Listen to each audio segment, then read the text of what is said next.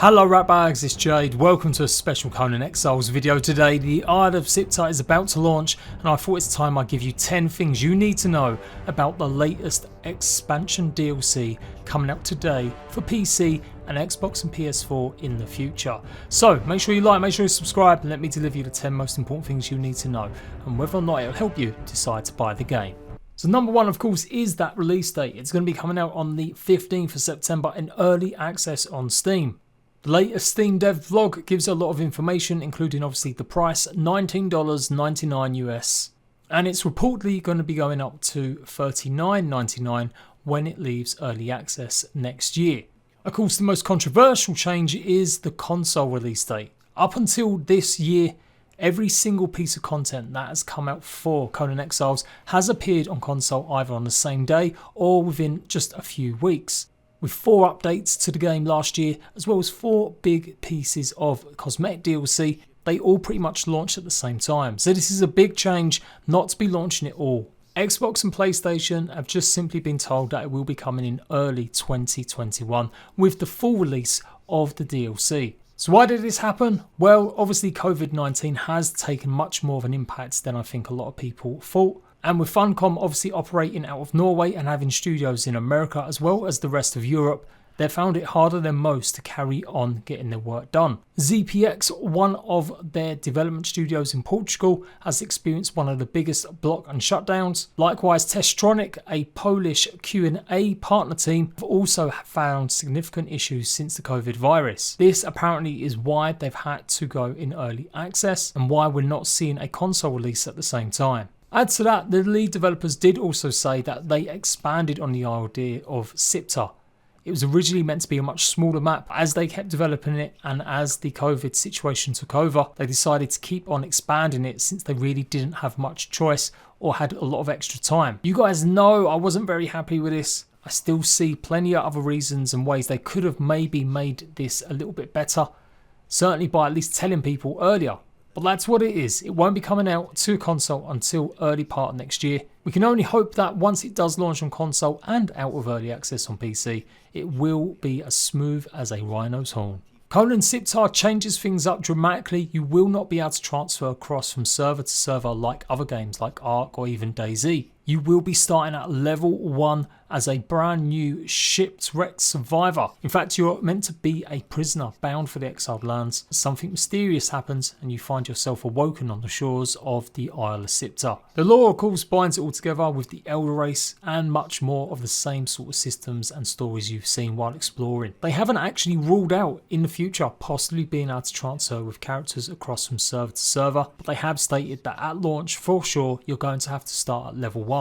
For anyone looking to rent their own server, you will be able to just flick between the maps. It should be just a simple case of changing a map, just like you've done for other games like Ark Survival Evolved or even DayZ. Progress shouldn't be lost, it should stay the same in the database, so you can always go back to the old Exiled Lands map when you choose to. But as of right now, there's no way to connect both maps at the same time. Number 3, the map is around 75% the size of the current Exiles land. And of course we do now have a brand new biome, the Redwood Forest, which you will be able to build inside. You'll be able to use foundation pieces just like you can with some of the other previous DLCs from the base game. If you want to explore the Redwoods as soon as possible, you need to make sure you spawn on the eastern side of the island. The northern part of the map hosts a bunch of castaway camps, and it does look like it's going to be exactly like Sephiroth. You will be able to talk to NPCs, including Valeria, a character from the original lore of Conan. She's basically the blonde woman on the cover art. She will have voice dialogue, so will be a proper NPC, just like Conan in Sephiroth. In the west, there'll be tall mountains, peaks and valleys, lots of defensible positions from height, and to the southwest you're going to find the island of Freya. Of course, expect lots of guides showing you exactly where everything is and proper previews of all the biomes. Also added to the map is 14 brand new dungeons or vaults. The vaults will contain many new different types of enemies. Each vault will have its own theme and its own challenge or puzzles, and many of them will be vertically challenging rather than just simply running around a big square. The loot that you're going to find is integral to your progress through the Isle of Siptah, and of course you will find plenty of legendary weapons and schematics while exploring the vaults. Of course, there's plenty of ruins and locations that you're going to need to explore fully to get the most out of Siptah. And at its heart lays the mysterious tower. Home to the sorcerer Siptah, he reportedly sends his storms out to crush ships that don't pay tribute to him.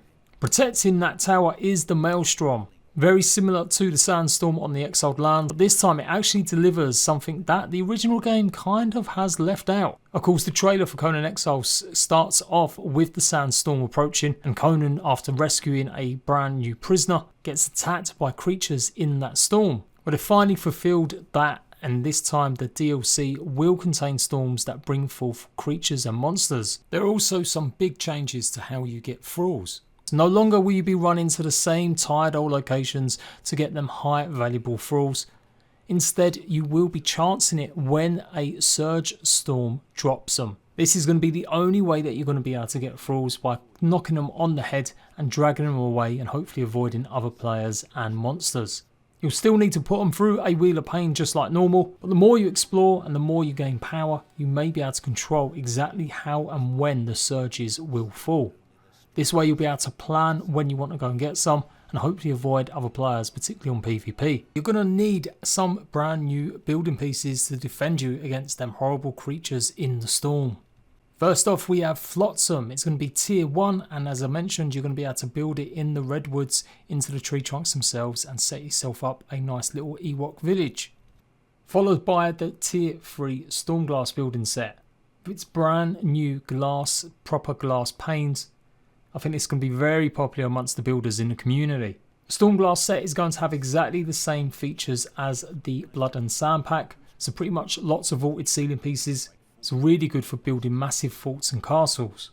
Both of these building sets will be able to be used on the current Exiled Lands map, obviously if you own the DLC.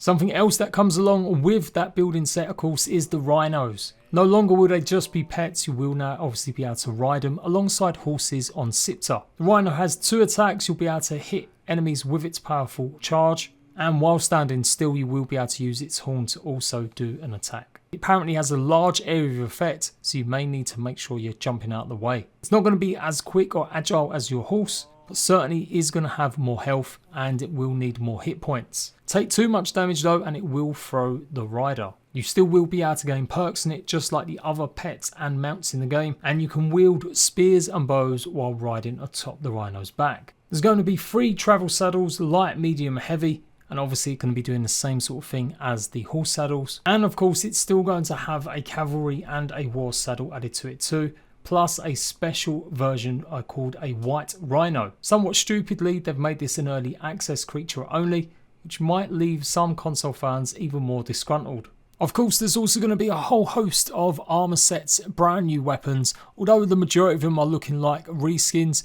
That's maybe to be expected. Hopefully they'll have some unique abilities or definitely some great little perks. You're going to be finding lots of these in loot chests all around, and of course delving into them vaults.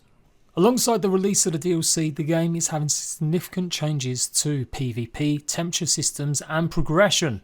These changes will go live with the Siptah update on PC. Console fans, you're going to have to wait for that DLC to drop before you also get these changes to the base game. This will affect the Exiled Lands as well as Siptah. They're basically introducing offline raid protection. Within a 30-minute spell of someone logging off on certain servers, it will now kick in. Alongside that, they're also introducing Sunday no building damage. Again, this will be only for the servers that always have the damage on at the weekends. It looks like they're giving players an extra day to recover. How well this will be received by the community, I'm not too sure. It definitely might help with the sweaty brigade. They'll finally get a day off instead of having to no-life it.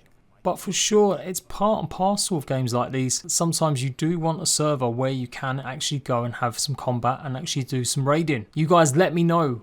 Is this going to be a big factor in you continuing to play Conan? Or will it bring you back knowing that there will be some extra time now for you to regroup and not worry about your base getting raided? There's a whole host of setting changes as well. You'll now be able to adjust and pretty much set out exactly when you want PvP on every single daily basis with times, and a whole host more. Temperature effects are also incoming. Pretty much every piece of armour now has a hot or cold rating instead of having to always swap out. Previously, if you wore hot armour in a hot desert area, you would find yourself losing a bunch of health and not a very nice experience. But it seems it's been mitigated a little bit less, so hopefully it won't be as harsh, and pretty much it just clears up a little bit better what the armours will actually do for you. They'll all have heat resistance and they'll all have cold resistance embedded, and some will have better scores of one or the other. XP is changing too. No longer will you get as much XP for exploring or coming across and completing some of the journey steps. It does look like you're going to get more XP for gathering, harvesting and actually killing creatures and players. And finally, again, as part of this big DLC and the update, they're finally adding proper map mod support. With the idea being that modders will now be able to make maps a lot easier rather than having to rewrite and overwrite lots of the content previously. They'll be able to make their own additional maps and have it set up that you can choose what map you want to play on, plus using lots of the assets available from Conan Exiles. This has always been a feature that's kind of stopped the modding community from taking off like some other games like Ark or even DayZ, and so hopefully this brings about a fresh injection of new ideas, and hopefully they may even bring some of these ideas to console in the future, just like Ark did with their free official mods. So there you go, 10 things you need to know ahead of its release or to make up your mind whether or not it's worth a purchase for now. Let me know what you think. I'll see you ratbags very soon in the Isle of Siptah. Until then, laters.